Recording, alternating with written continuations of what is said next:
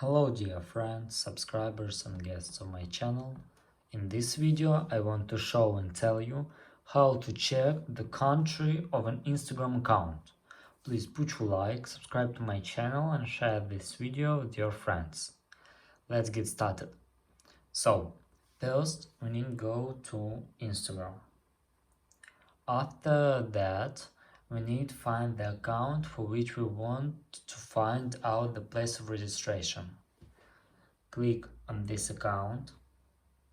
After that, click on these 3 points and click about this account.